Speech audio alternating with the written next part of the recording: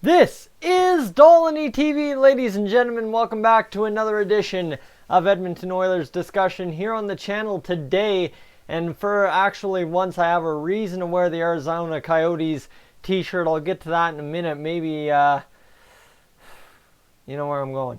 Anyway, let's get there first. How about that? So, obviously, number one news topic of the day, and thank goodness we have some news, or I would have had to pull something out of my butt today. Well, easy go as easy does for a first round draft pick in the 2019 draft, that being Edmonton Oilers defenseman Philip Broberg. He has signed his entry-level deal with the Oilers. That's a 3-year, $925,000 deal, so we'll pay him $2.775 million over the next 3 years to essentially work his way by the end of the contract into the lineup. Not play very many NHL games. Honestly, in a 3-year contract, I see Broberg playing a maximum of 25 to 30 NHL games. That's literally all I'm counting on for Philip Broberg. And is that a bad thing? I think that's a very, very, very good thing, especially given what we've seen out of him, kind of what the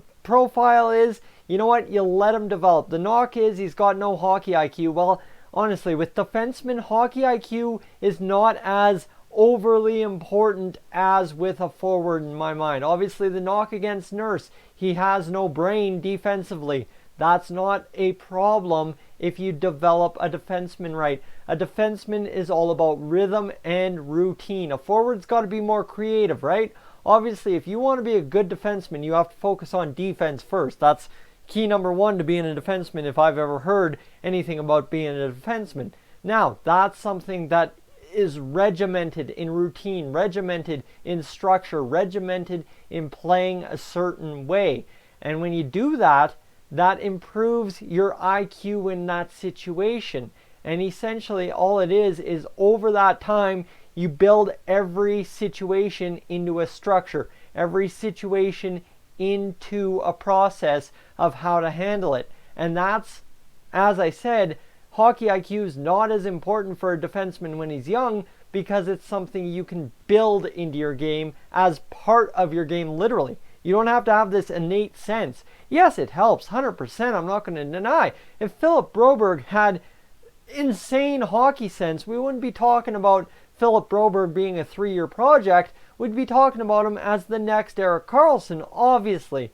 Thing is, you know what? Actually developing a defenseman right. This is as symbolic of a move for the Oilers as Philip Broberg as it is the right one, right? This is a symbolic, we'll get this right this time at last kind of move, and not at all a bad thing either. So, Philip Broberg, $925,000 for the next 3 years each season. That's a heck of a steal. Obviously, you don't pay him that salary cap hit unless he plays in the NHL. You don't pay any salary cap hit unless he plays in the NHL. So that's good for us as a team. So you look at it, like I said, you break down, he's got 3 years. The one thing tweeted out today is the key that Philip Broberg will still have to make a decision on where to play next year. That's the main criteria. Except the one thing I really was impressed with when it came to the Edmonton Oilers is they used an exclamation mark when they announced they had signed him to the entry-level contract. So they're trying to hype him up a little bit. I don't know if that's playing to get guys excited on Twitter about it, or if that's playing to just say, hey, we're really excited about our prospect. I don't know. It's a mess on Twitter. Guys, we can sit here and argue, right? Obviously, there's the argument, and I just want to touch on it right now. There's the argument that you can talk that Oilers Twitter fans aren't the same as actual Oilers fans, but at the end of the day, we all fall under the umbrella of Oilers fans. So no matter if one sets the embarrassing cousins, one sets the guys you don't want to talk to, one sets the dudes that think they're too cool for it doesn't matter. We're all Oilers fans. At the end of the day, all our fears are essentially the same, and realistically, the Oilers have got to kind of quell that, and they keep quelling it with everything they do. Problem is, you can never please everybody, and that's again to this point about Broberg having to make a choice. We did the video on that already, right? We've already talked about what's the best development path. It was pretty much split 50-50 in the comments. A lot towards the SHL and Sweden and all about that come through Bakersfield, do it right. Then there was also the OHL route, go Boquist, do it right, come on, we need him in North America, transition him now. And you can say it either way, but that decision still has to be made by Broberg and the Oilers, and ultimately, no matter how many times we debate it, it's up to what they feel is best, and they'll have to make the decision, and we'll eat it, we'll have to live with it, and it'll be what it'll be, but at the end of the day, I don't think we're any worse off unless Broberg starts playing NHL games at the end of next year. That's the only way the Oilers are worse off. Again, to that kind of mantra that I've got for next week. If you saw the community post, go on mobile, YouTube if you're subscribed, and check out the community post I posted, or go to my community tab on desktop. I want to kind of get your thoughts. I'm looking at a worst case scenario kind of deal for the Oilers next week, kind of 5-part mini series for Monday, Tuesday, Wednesday, Thursday, Friday. So let me know your thoughts on that post if you can. And now we transition to the next news piece, which was actually a news piece from yesterday. However, I decided to ignore it because it was already past my stuff that I had gone after. And I mean, yesterday's video was supposed to come out the day before, and blah blah blah blah blah, down the road we go kind of deal. However, NBC Sports has the Oilers ranked 28th out of 31 NHL teams in their off-season power rankings. This is again to our debate from yesterday, but essentially I guess I should clear up my opening statement on why I'm wearing the Arizona Coyotes t-shirt. As an Oilers fan, it is actually more productive right now to wear an Arizona Coyotes t-shirt. You have a better chance at being a number one team in the NHL this year than you do if you're the Edmonton Oilers. And that is getting into my whole discussion point on this 28th ranking, is the fact that the Arizona Coyotes have Phil the Thrill Kessel and really a couple other great young spots, but ain't nothing close to a dynamic duo in Leon Draisaitl and Connor McDavid. Yet they get ranked. I don't even know where the Arizona Coyotes got ranked in this. Hold on, let me see if I can find it, because that is absolutely ridiculous to think that you could have such a ranking like that come out and trash the Oilers like that. That's just absolutely ridiculous. And let me see if I can find it here. John Haggerty's post July 1st NHL rankings. That's what we're referencing here. 1 of 40. Ottawa, Los Angeles, Detroit's 29. Then you've got Edmonton at 28. You've got Montreal 27. Columbus 26. Anaheim 25. Then you've got Buffalo, New Jersey, Philadelphia, Minnesota, Chicago, Vancouver's 19.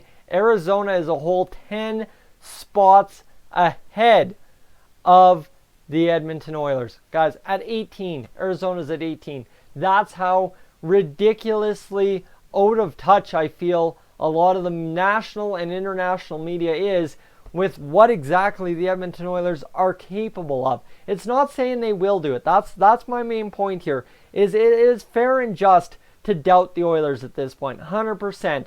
But if you think at any point the Edmonton Oilers with Connor McDavid should be a fourth to last ranked team, I'm sorry, that's an embarrassment to what Connor McDavid can and is about at his point in his career coming into this year. Now, yes, it's not the only Connor McDavid show. It's Leon Draisaitl. It's a shaky defense. It's the depth forwards. Are they going to do anything? The goaltending's a question mark. 100%. I get that. But the thing is, you have to be cautiously optimistic and to just rule it out that it's a possibility the Oilers get better. And that's what I'm getting. I don't care what John Haggerty, John Fogarty, whoever the heck this guy thinks he is, ranking us where he ranked us. I don't care who he is. In terms of what I care about is the fact that all this does is seed into the doubt that Oilers fans already have before we even get to see the master plan come to effect. Like, I've had to combat 5 or 6 comments already in the past 2 days saying, oh man, the Oilers didn't do enough to improve at the deadline. The trade deadline was in February. We're not talking about the trade deadline. We're talking, some people are commenting thinking that July 1st was a deadline. And I'm not faulting you. Don't get me wrong. I understand. The big hype is July 1st. I 100% get that. July 1st is this big crazy day. It's sold as a mass media thing, and 100% I get it. The problem is it's not a deadline. It's not the only day to do anything. There's a whole 64 more days. I repeated these lines yesterday in yesterday's video. I'm sorry if you have to suffer through this again, but just the fact that we get ranked right out of free agency's gates, right off from the onset, 28th, when realistically you got to think there's a lot higher of a ceiling. The Oilers weren't as bad last year in terms of where they finished along the standings, right? You get the 7th overall last spot, move down to 8th in the draft. Guys, it could have been a lot worse last year. It should have been a lot worse last year, if not for Connor McDavid and Leon Draisaitl in the game. So to think that somehow, some way, with improving the depth, it's not improving the depth crazily, because it really wasn't July 1st or July 2nd or July 3rd or July 4th, whatever we've done so far. It hasn't improved us greatly, incredibly, anything.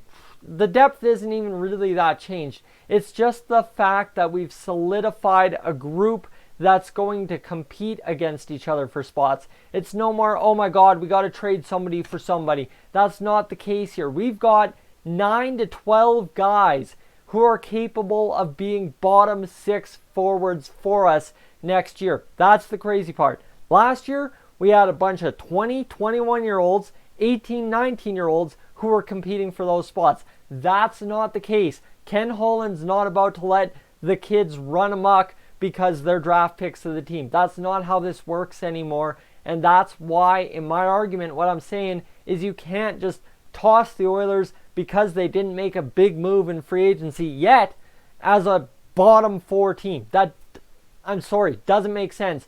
Don't buy into that. If you guys are sitting here and you've read those power rankings and you're sitting here thinking, man, they're already projecting the Oilers to be a terrible team, I'm out, don't buy it. Please don't buy it. I don't want to hear you buying that. That is absolutely ludicrous. Now, I'm not going out there. I'm not saying the Oilers are going to be a top 10, top 15 team. That's not what I'm selling here. What I'm selling is we're not that bad. We will never be that bad unless there's got to be a big but. And to be ranked at this point with nobody on the LTIR, nothing crazy happening in terms of the team other than a question mark about McDavid to start the year, I'm sorry, we're not that team yet. So to rank us there right now is very unjust. And to think that the Oilers will be there right now is very unjust. You know what?